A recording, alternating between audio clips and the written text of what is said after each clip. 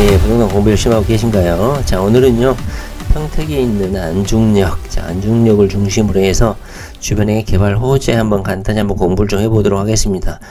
저는 평택에 관심이 졸라 많은데요. 일단은 뭐 관심이 있으면 뭐하니까 돈이 없는데, 그래서 투자는 현재 못하고 있습니다. 실질적으로 뭐 평택이라든가 이 주변 지역은 뭐 주거시설, 아파트 이런 투자보다는 땅 투자, 토지에 관심 있는 분들의 투자의 성지라고 할 수 있죠. 특히 이쪽 지역은 또 중국하고 맞붙어 있어가지고 중국으로 향하는 어떤 관광 시설 또는 뭐 물류, 무역, 뭐 항이죠. 평택 항이니까 이쪽이 현재 경기도가 경기자유구역으로 또 묶어가지고 또 본격적으로 개발하고 있는 지역입니다. 그래서 땅값도 상당히 많이 올라 있고, 여기 화면에 보시면 원정지구 국가산업단지, 포승지구 국가산업단입니다. 일반 산업단지가 아니고 국가에서 세금을 토하해서 본격적으로 개발하고 있다.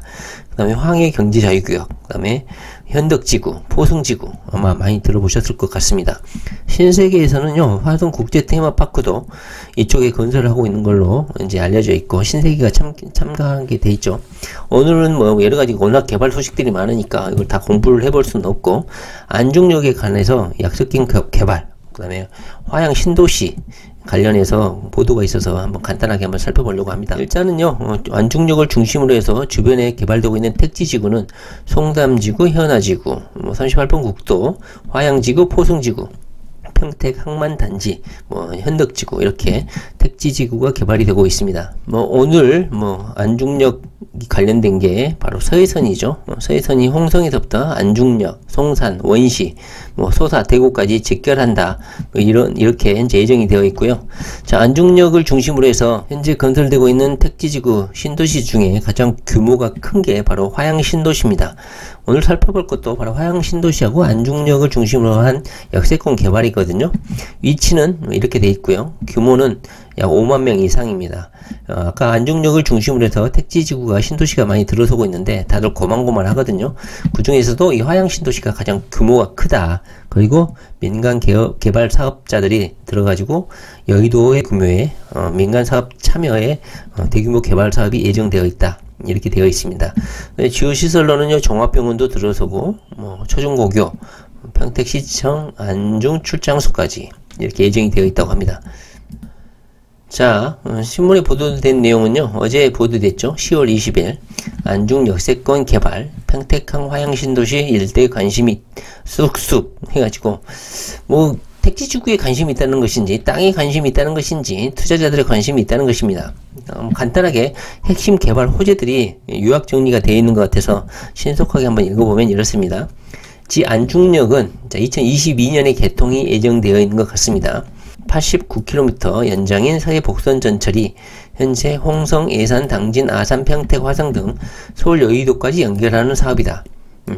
물동량을 분산하기 위해서다. 안중역은 복선전철 평택에 있는 역사고, 그 다음에 2022년 서해선 복선전철 안중역이 개통되면 서울 여의도까지 약 40분이 소요될 것으로 예상된다.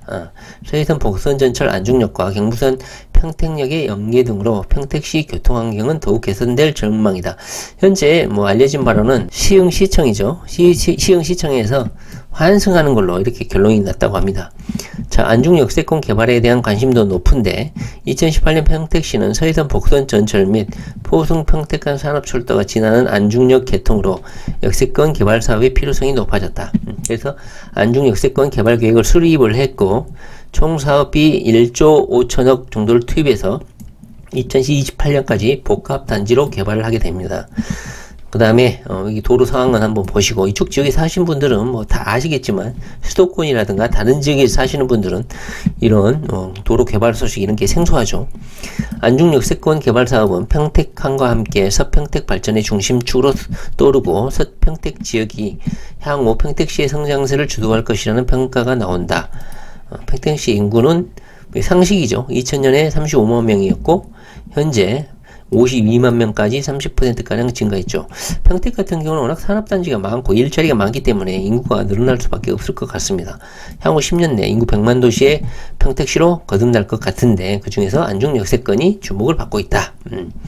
특히 민간 주도 도시개발 사업이 진행 중인데 바로 미군 기지 캠프 험프리가 있고, 남쪽에는 평택고 관광단지 현덕지구 등이 있다. 아까 봤죠? 택지지구. 평택시 현덕면 화양리 일대에 들어서는 평택항 화양신도시는 서울 여의도 면적과 비슷한 규모래요. 상당히 큰 거죠. 신도시로 이번 달 10월 말 기공식을 열고 2020년 10월 말 기공식을 열고 본격 개발에 나서게 됩니다. 2만여 가구에 인구 5만 명 이상을 수용할 계획이고, 평택항 화양신도시에 평택시청 안중출장소 아까 봤죠? 그 다음에 초등학교, 중학교, 고등학교, 그 다음에 다수의 공공시설도 조성된다.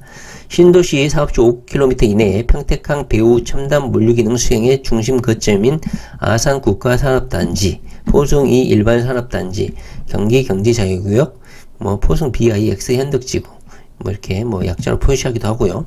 물류기능 중심 배후단지 역할 수행이 가능하다. 또 2km 내 기존 시가지에는 안중에서 다수의 편의시설을 이용할 수 있다. 그러니까 이렇게 산업단지가 많으니까 평택항 화양 신도시가 건설이 되면 직주 근접으로서 역할을 할 수 있다. 이런 내용의 보도인 것 같습니다. 안중역 남측의 경기 경제자유구역 현덕지구는 최근 민간합동개발사업으로 전환해 추진 중이고, 현덕지구는 평택시 신영리 현덕면 장수리 모르겠습니다.